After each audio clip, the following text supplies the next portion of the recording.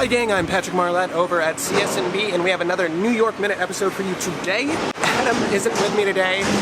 Fortunately, he has a day job that keeps him preoccupied during the day, so if our interviews ever take place in the morning, just assume Adam's not going to be available. However, I'm accompanied by Jonathan Ferrer of Brew Watches. They make awesome timepieces, so I'm going to be sitting down with him today to talk timepieces over at Underline Coffee. Now, this cafe is actually adjacent to High Line Park here in New York City. If you don't know what that is, it's this huge above-ground railway hybrid public park. I'm not usually on the west end of town, but I think we're going to take a stroll down the High Line, get some coffee, and talk timepieces.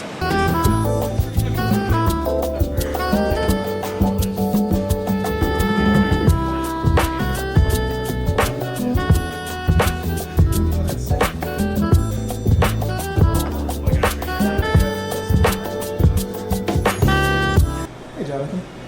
Hey, Patrick. John or Jonathan? John works. John works? Yeah. And Ferrer? Yeah, you got it. Hanging in there. Awesome. Brandon, you're awesome. Thank you. Yeah, thank you guys. All right, so I'm out with Jonathan. We had our first cup of coffee, technically 2 cups of coffee, kind of, at least for you. Yeah, so 2 coffees in, so that means we're just starting out, right? Pretty much, yeah. Okay, yeah. So I started Brew Watches just over 2.5 years ago, and yeah, it's all about enjoying your time in the cafe and savoring those moments.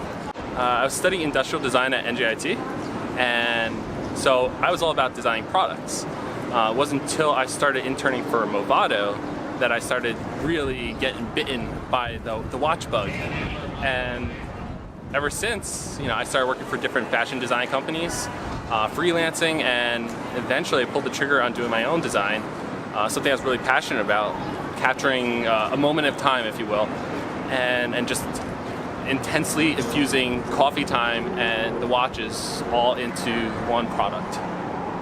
I was always interested in product design, and I think unconsciously always being surrounded by my family, especially my father, who designs jewelry, makes jewelry. It was just kind of like this unconscious move to be into the industry. And after Movado and freelancing for all these companies, I was like, you know what? I know how it works. I know how the trends in fashion work. It's quick, it's fast. But if I could somehow integrate myself in this industry, I'd be thrilled.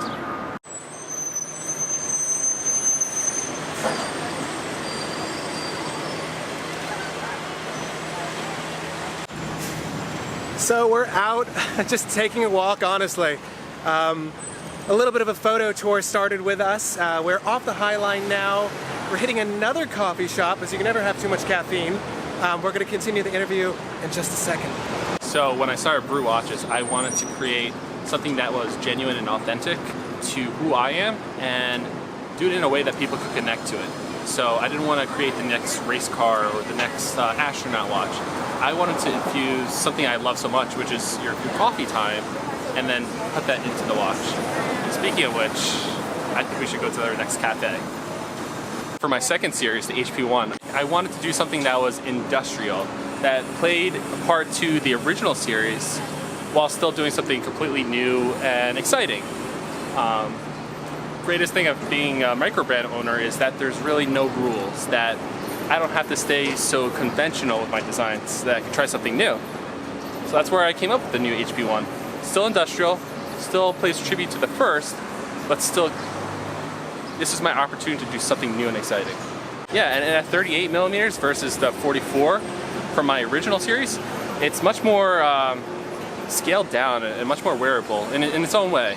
I definitely want to keep that coffee caffeinated infusion with the watches, so continuing to tell that poetic story. Whether or not it's going to be so literal, I would say not, but is it going to be unique? Yeah. Is it going to be anything like on the market? Definitely not. But one of the coolest parts about being a micro brand is I'm able to offer a lot and then not smack people with like such a commercial price point. So continuing to offer these watches at an affordable rate, that was kind of the cool parts about this.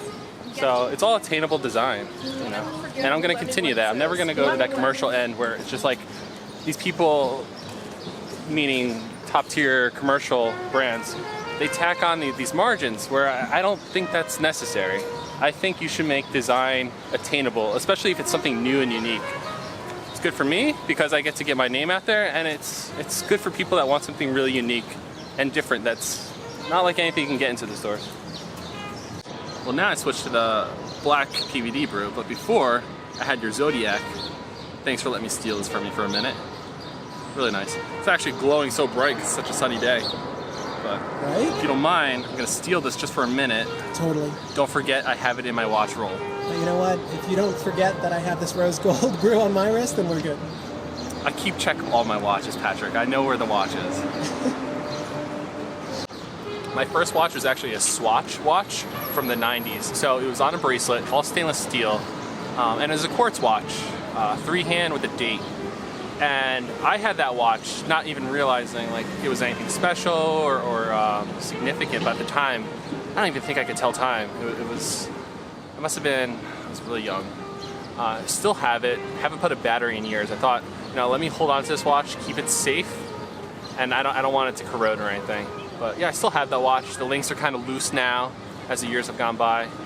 And yeah, it's just something I'm gonna hold on to forever. You still have that watch?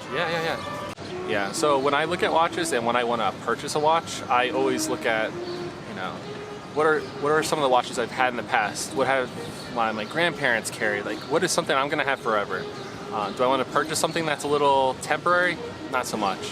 So right now I'd say I have anywhere from like 5 to 8 watches. I say 5 to 8 because not all of them are mine at this point. So one of the coolest watches I got was actually from Red Bar. They were hosting an event with Seiko, and I actually won a Seiko Astron. So it's like, it's insane. So it's Explain. It's this beautiful Seiko Astron. Seiko's boutique was opening up on Madison Avenue, and when they opened, they held an event, and they were raffling off this beautiful ceramic. It was ceramic on the links and on the bezel, and then it was titanium on the rest of the case. So it's like this beautiful Astron, super lightweight, and it's one of like the most expensive watches I've ever had. And so I won that. I died. I was so excited. So that's one of the watches I have. Cool story. But one of my, I guess I could say grail watch, but I own through my father is, so you ever talk to those people in the 80s, they're like, I wish I had bought more Rolexes. So my dad bought a Rolex, not realizing the actual value of it.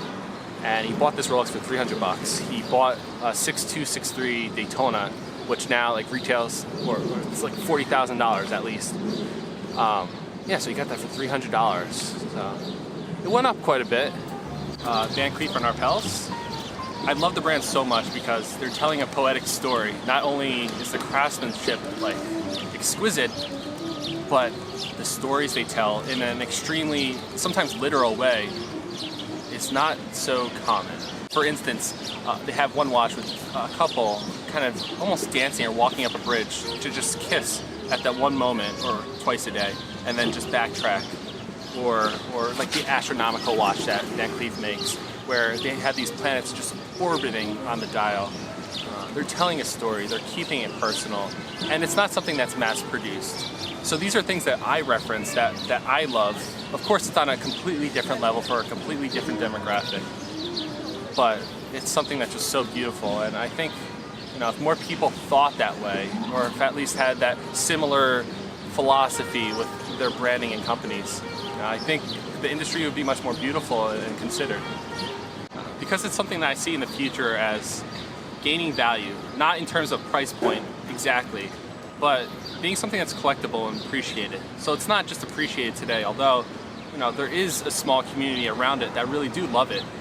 But I think as time goes on and more brands come and essentially saturate the market, that it's small brands that are doing it correctly in terms of manufacturing, finishing, the thoughts and consideration behind the details.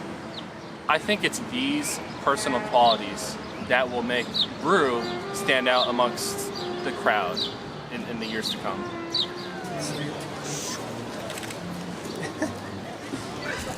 All right, so Jonathan and I finished up. We're still touring the area. We're down to our third cup of coffee, essentially, at this point. Yeah. And I feel shameful because I never mentioned the fact that you had a little collaborative effort recently with Worn and Wound. So Worn and Wound and Brew came out with a new watch two different iterations. We did one with silver and then one with the black PVD. And the cool thing we did was we chose to use these copper-colored radial concentric textured dials, and we made this, I guess you could say, creation with their leather straps. So they make their leather straps here in America, here in New York City, and so we basically created this beautiful HP1 iteration in our collaborative efforts, and they're going pretty quickly. So we only have a few of the PVDs left, and in total only 25. So it was a pretty cool creation that we did.